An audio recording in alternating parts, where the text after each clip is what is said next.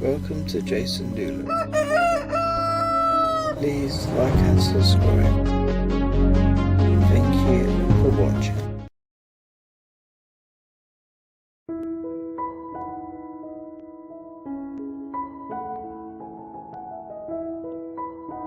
Hello, this is Jason.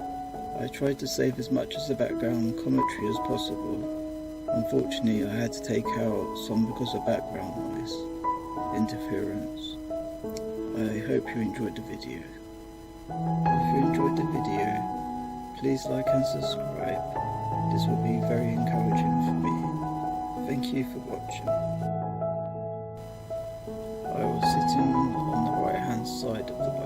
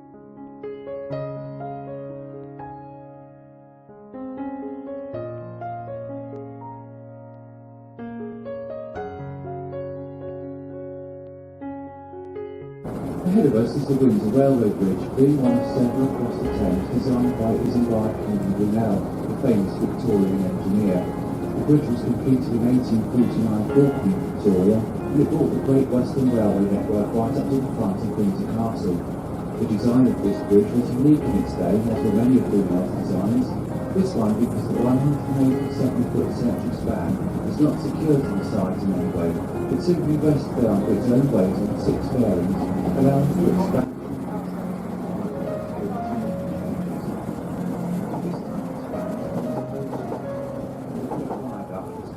Between 1861 and 1865, replacing the original wooden trestle structure.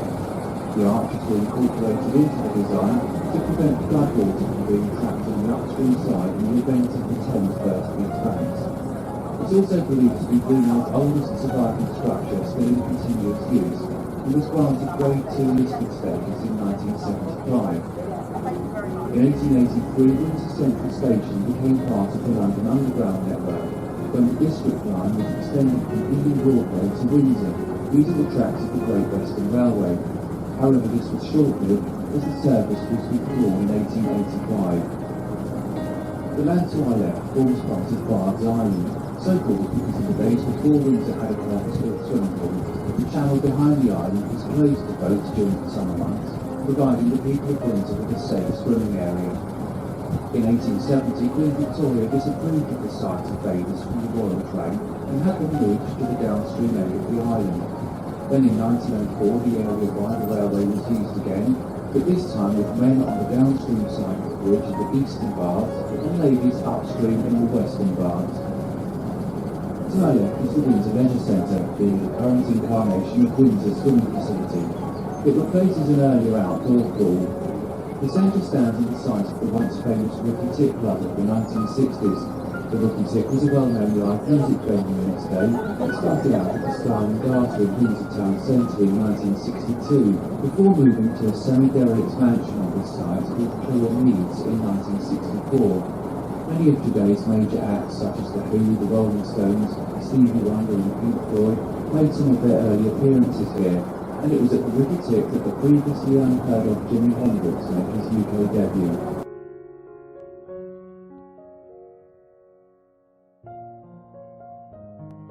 The mural coming up on our right, stretching across the base of the bridge, was commissioned in 2012 as part of the London Olympic Games, as it is on what was known as the Windsor Games Walk, leading to Dawn Lake about 2 miles upstream. The venue hosted the rowing and canoe sprint events.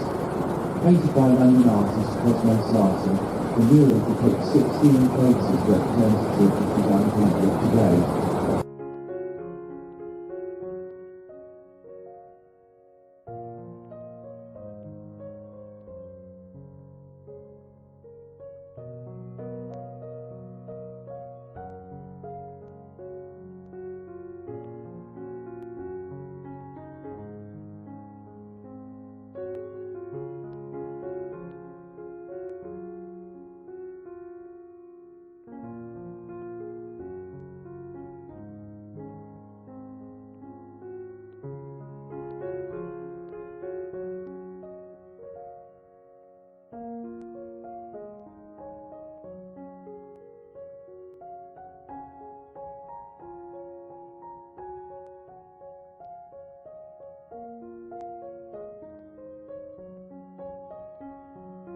We're now passing Whitehill Islands to our left. The name is misleading as it is in fact a plot of land forming the downstream end of a much larger island.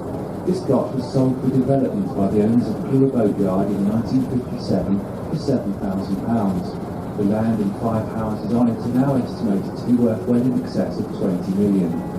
Past residents include the Australian singer and actress Natalie Imbruglia, who in fact called one of her albums Whitehill Island.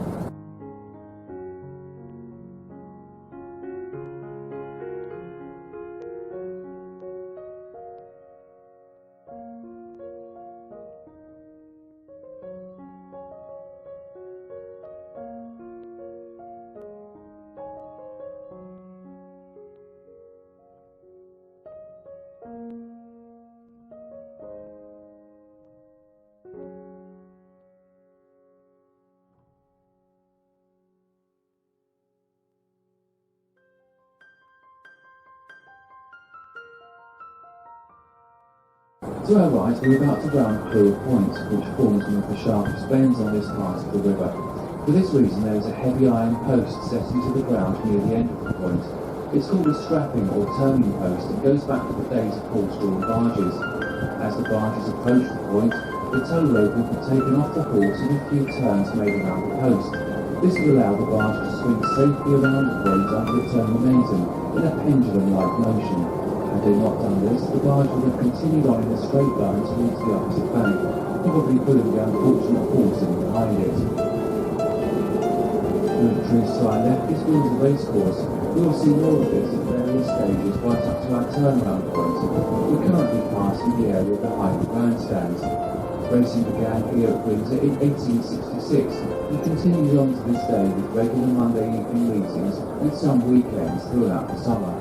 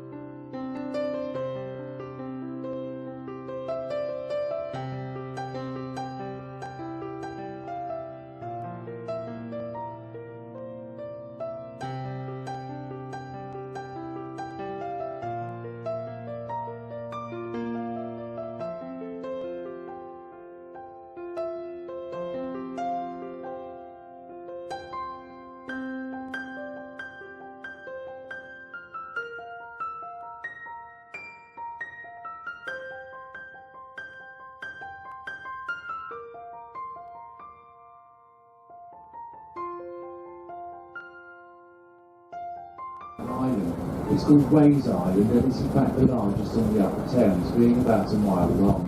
The only Thames island longer than this one is Canby Island on the Thames estuary beyond London. It's also one of only 2 figure-of-8 courses in the country, the track having been laid out in this way in order to fit the required length of track into the limited space offered by the island.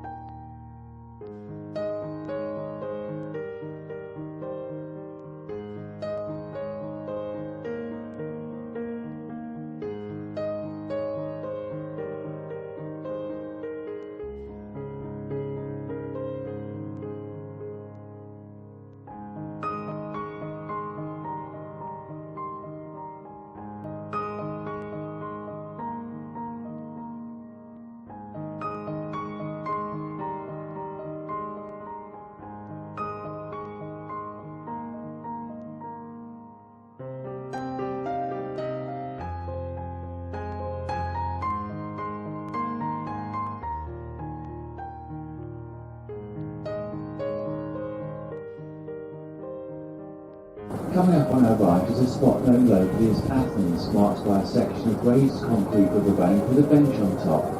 It was here that the boys of Eton College used to have their swimming lessons the days before they had their own pool. Just below the bench is a stone block, bearing the instruction, get at once into the water or behind screens whenever a boat comes in sight with ladies aboard. As in those days, the boys used to swim naked in the style of the ancient Greeks, hence the name Athens. Looking to our left now, through the trees, we can see across the track at Windsor Racecourse. But in the distance, the tops of 2 boats may be visible. This is the Windsor Racecourse yacht basin, situated on the mill stream which forms Ways Island. As we travel along the tree-lined banks of the Thames, there is an abundance of bird life to be found. Among the most common is the mallard duck, the male of which has the unfortunate combination of a green head and orange feet. Less common are tufted ducks with their bright yellow eyes showing clearly against the black head, which has a small tail at the back. In some parts there are families of the more ornate mandarin duck, and there have been sightings of other species such as the merganser and pochard. Herons are often seen standing motionless at the water's edge, waiting to pounce on passing fish. They are probably none too impressed with the increasing number of cormorants now moving inland. This large black diving bird is a saltwater species, but in recent years they have started to colonise the Thames, no doubt having realised the rich pickings to be had from the abundant fish life. The crested grebe also dives for fish, and it is so well adapted for this role with its legs right at the back of its streamlined body that it is completely unable to stand on land. The egret is related to the heron but is smaller and completely white, and although very rare, it has been sighted on this river. The kingfisher is another predatory bird, and although fairly common, it is hard to spot, being quite small and fast-moving. It is often only seen as a flash of electric blue darting through the trees or across the water. There is the rail family, which includes the moorhen with its black body and red face, and the coots, which is black with a white face and beak. Coots defend their territory ferociously and will often drive swans away. The Canada goose is so prolific it is now considered a pest, and it is often seen alongside the less common but more attractive Egyptian goose. Looking to the skies, we sometimes see kestrels hovering over fields. Similar in size and colour is the hobby, which swoops and turns over the water catching insects. The red kite with its distinctive forked tail and 5.5-foot wingspan is now common all along the Thames Valley, having been reintroduced following near eradication in the British Isles.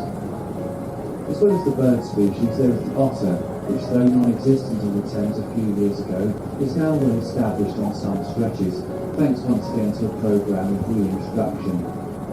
More common is the mink, which although not a native species, has done very well on the Thames. Originally bred in captivity for their fur, some have found their way into the wild, having a serious effect on native fauna due to their hunting ability, taking both birds and their eggs. Due to the significance and uniqueness of bird life on the Upper Thames, French Brothers now operates a dedicated bird and wildlife watching cruise in the Windsor area.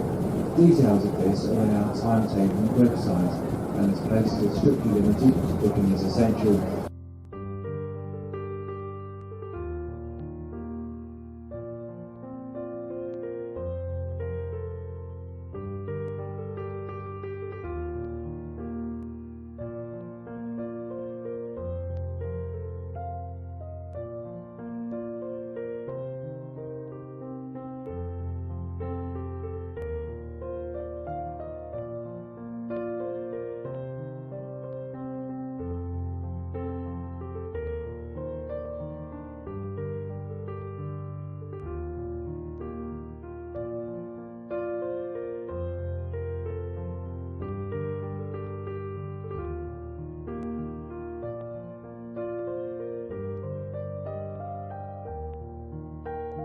Ahead of us now is Botley Lock, our turnaround point. The lock and weir are built around the island ahead of us, and the set of grey gates to the right is the entrance to the lock chamber, which allows boats to bypass the weir, making the change in level from one side to the other. Boats continuing upstream from here will enter the lock chamber, the gates will close behind them, and water from the upstream side will flow into the chamber through sluice gates below water level. This flooding of the lock will raise the boats until the water level in the chamber is equal to the level on the upstream side, at which point the upstream gates can open, allowing boats to continue their journey. The reverse process then allows passage for boats travelling downstream, and the flooding and draining of the lock chamber is simply achieved using the force of gravity. There are no pumps involved. Between the lock and the island, a set of rollers can be seen. These allow users of small boats and skiffs to manually negotiate their passage. The source of the Thames is called the Thames Head and is close to Cirencester and Cotswold Hills in Gloucestershire. It flows downhill following the gradients of the land, and for the first 140 miles it passes through 45-foot lock and weir systems spaced along this section, which is known as the Upper Thames. The Upper Thames drops in elevation by about 300 feet, and these lock and weir systems allow the drop to occur as a series of controlled steps of a few feet each time, and there is no tidal effect on the Upper Thames.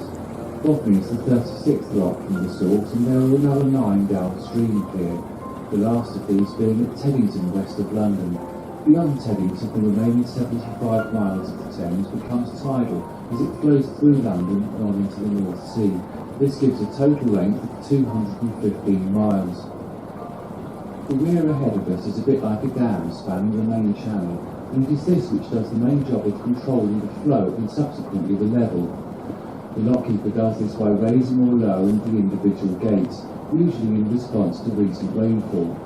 Allowing a faster flow during wet weather prevents a build-up in level which could lead to flooding, while in dry weather the weir gates are closed in, holding the water back but maintaining a safe depth for boats to navigate. Indeed, the lockkeepers maintain a chain of communication along the river, keeping the Upper Thames at a more or less constant level throughout the year. Towards the right-hand end of the weir is the salmon ladder, this being a narrow channel divided lengthways by a series of baffles which slow the water down and cause slight backflow, assisting the migrating salmon in their arduous journey to the source of the river. Salmon were successfully reintroduced to the Thames in 1982 after a long absence, and they've become firmly re-established since then. This is mainly due to the cleanliness of the water these days, the Thames in fact being now officially recognised as one of the world's cleanest metropolitan rivers, that is to say one which flows through major towns and cities. This was not always the case though. In the 1800s the river was so badly polluted that it was declared dead in the London area, and that no fish or bird life could survive in or around the water. The smell of the river was unbearable to those who lived or worked near it. Diseases such as typhoid and cholera were rife, and this period was known as the Great Stink. For Londoners, things improved greatly in the 1850s with the building of Joseph Bazalgette's enclosed sewage system, and elsewhere along the river many improvements have been made, and the process continues to this day. The colour of the water is deceptive. Despite looking dirty, the brownish-green tint is caused by naturally occurring sediments and microorganisms. Having turned around, we now embark on the downstream leg of our journey, which will take us to London and then on to the North Sea. And for the same reasons as mentioned before, journey from here to central London would take in the region of 12 hours. However, we're not limited to the River Thames. In fact, much of England is linked by canals and rivers. The first canals were built by the Romans for the purposes of irrigation, as well as linking navigable rivers. But it was the Industrial Revolution of the 18th and 19th centuries which saw the most significant development due to the need to transport goods around the country, as at this time roads were fairly undeveloped.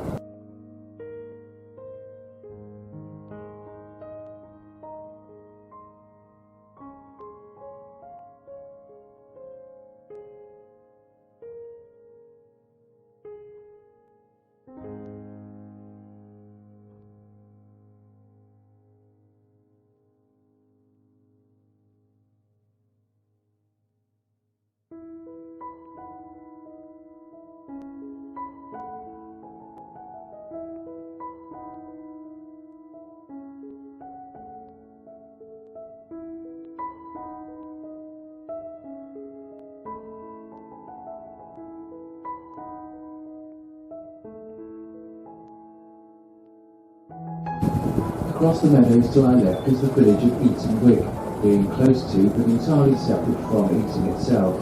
In the distance beyond Eaton Wick, some tall factory chimneys are visible. These form part of the Slough Industrial Estate, reckoned to be the largest in Western Europe. The chimneys form part of a power station, next to which is the Mars factory, where amongst many other confectionery items, they're able to produce somewhere in the region of 2 million Mars bars in a day.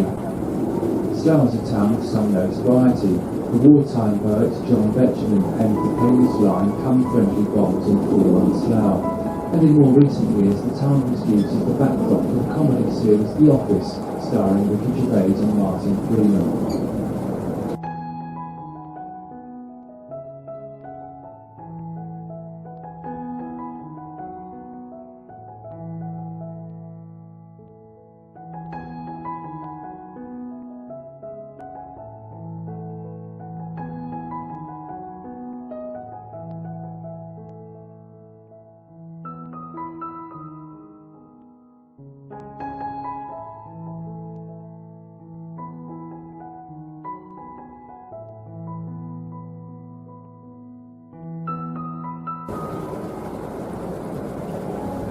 In the distance ahead of us is the western elevation of Eton College Chapel. This was completed in 1482, almost 34 years after its construction began. The college was founded to provide a free education for 70 boys. As the school grew, more students were allowed to attend, provided they paid fees and lived in the town outside the college buildings. These students became known as oppidans, from the Latin word oppidum, meaning the town. In fact, in those days, the boys were required to speak Latin at all times, risking punishment if they failed to do so. To this day, the college at any time has 70 King's Scholars, as they are known, in honour of their origins. There are also music, foundation and sixth form scholarships, meaning that at any time around 20% of the boys are subject to reduced fees and in some cases no fees at all. The college in fact states that no parent of a talented boy should feel that Eton is necessarily beyond their means, dispelling the myth that only the very wealthy can aspire to sending their sons to Eton.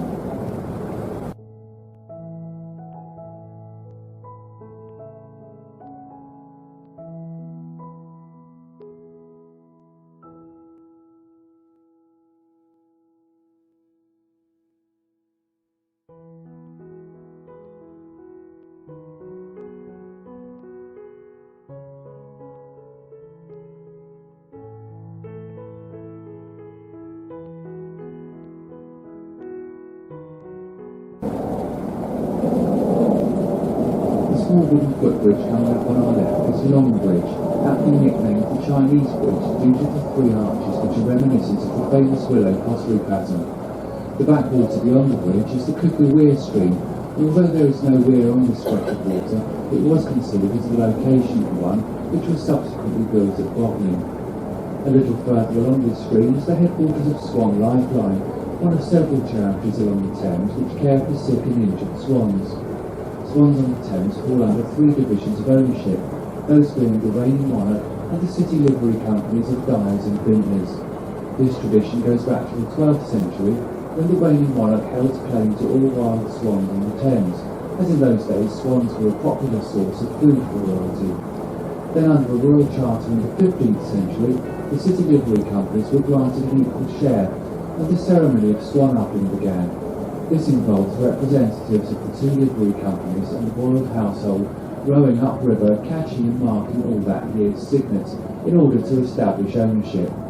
This annual event continues to this day in the third week of July. Originally the birds were marked by cutting marks into their beaks, but now a band is placed around the bird's leg bearing a serial number. Swan-upping served as a census as it records numbers of swans, and the birds are also checked for weight and general condition. The swan's diet consists mainly of green vegetation, and it's for this reason that the branches of some of the willow trees appear to have been neatly trimmed a foot or two above water level.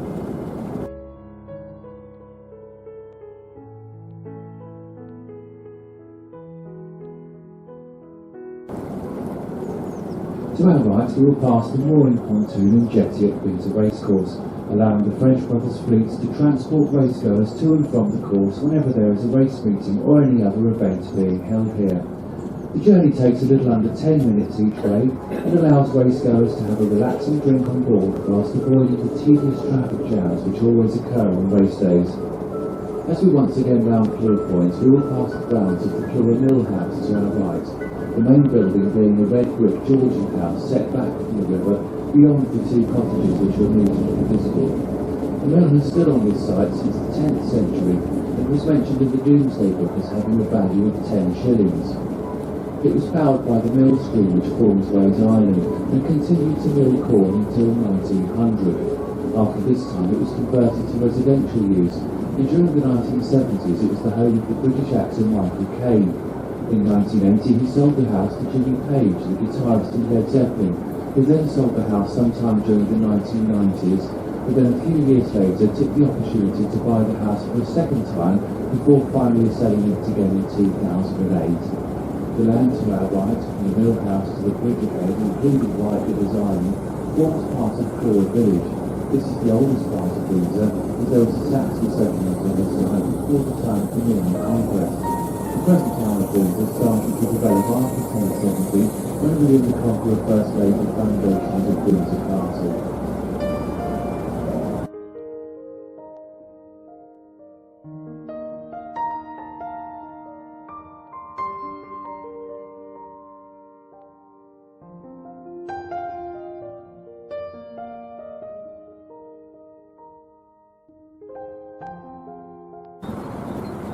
Ahead of us is Queen Elizabeth II Bridge, the relief road to the right of which forms one of the boundaries of Clew with the rest of Windsor.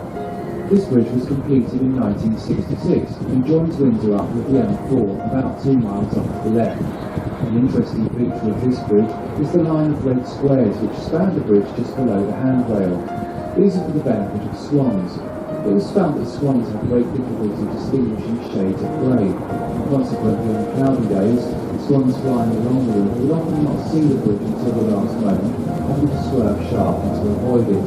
And on a few occasions a rather angry swan has been found walking clumsily along the carriageway, holding up the line of traffic. It was found that swans are able to see the colour red quite easily, so these markers were put on both sides of the bridge to help them with their navigation. Sometimes we see boats on the Thames with interesting histories, in particular those which took part in Operation Dynamo in 1940. These are the Dunkirk little ships. Operation Dynamo lasted 9 days and resulted in over 1/3 Allied troops being rescued from the beaches of Dunkirk on the coast of northern France. The operation was planned by Vice Admiral Ramsay, who sent out an appeal to private boat owners and operators of small commercial craft who could get close to the shore. Around 800 boats were hastily assembled, of which about 150 are still in existence. Often being of wooden construction, these little ships can usually be recognised by a small brass plaque on the wheelhouse inscribed Dunkirk 1940. They may also fly the flag of the Association of Dunkirk Little Ships, which is the cross of St George with the crest of Dunkirk in the centre. On the left-hand bank between here and the railway bridge, we'll pass 2 small green footbridges. These are the upper and lower bargemen's bridges. and as their name suggests, they were originally built to facilitate the pulling of horse-drawn barges. The bridges cross the downstream ends of the Cookley Weir stream, which divides a little further up. This intriguing stretch of water can be seen by taking one of our half-hour explorer trips, which depart from the Tea Gardens near Jacob's Island. Operating in fair weather during the peak season, the low-level 12-seat open boat is ideal to negotiate the low trees and bridges, while skimming over the shallow riverbed, affording a unique view of wildlife and the untouched overgrown banks. This boat also passes close to the Swan Lifeline Centre.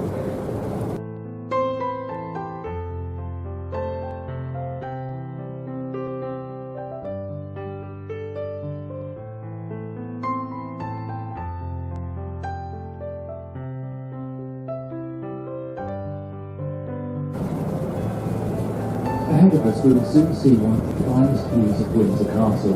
It was on this same site that in 1070 William the Conqueror built a simple wooden fortress, choosing this site for its all-round defensibility with views along the Thames Valley, allowing him to guard the western approaches to London. Prior to the Norman Conquest, Edward the Confessor had held court at the royal manor of Queensbury, in what we now know as Old Windsor, until his death in January 1066. The proximity to the River Thames was no doubt the prime reason for choosing this location, the waterway being the main highway to London in the east. After the Norman Conquest, William built a ring of fortresses within one day's march of London, of which Windsor is undoubtedly the finest. In addition, the extensive Windsor Forest offered excellent hunting, and William chose to live there until his death in 1087. The concept of castles was unknown to the Saxons, and it was part of William's plan to ensure the permanence of the conquest. The castle has been added to by various monarchs, not always to the benefit of its appearance, until the arrival of King George IV. He employed the architect James Wyatt, who did much to modernise the castle, improving the groupings of the buildings. He then realised the need to raise the height of the round tower, so that it once more stood proud of the surrounding structures. An extra 32 feet was added to its height, making it now stand at 220 feet above the level of the river at Windsor. On top of the round tower is the all-important flagstaff, where traditionally the reigning monarch would fly their own royal standard when they are in residence at the castle, and when the monarch is not in residence, the Union flag is flown. As we approach the end of our trip, we see Windsor Bridge coming into view ahead. There is likely to have been a wooden crossing here in the 1100s following the construction of the castle. Records show that in 1242 permission was granted for oak trees to be felled in Windsor Forest for the construction of a new bridge between Windsor and Eton. This stood until 1819, when after damage and deterioration, a replacement was decided upon. The architect Sir Charles Hollis designed the bridge you see here today, using cast iron on buttresses of granite, and it was completed in 1824. The Windsor Corporation used to charge tolls for crossing the bridge, but after much public protest, these were abolished in 1898.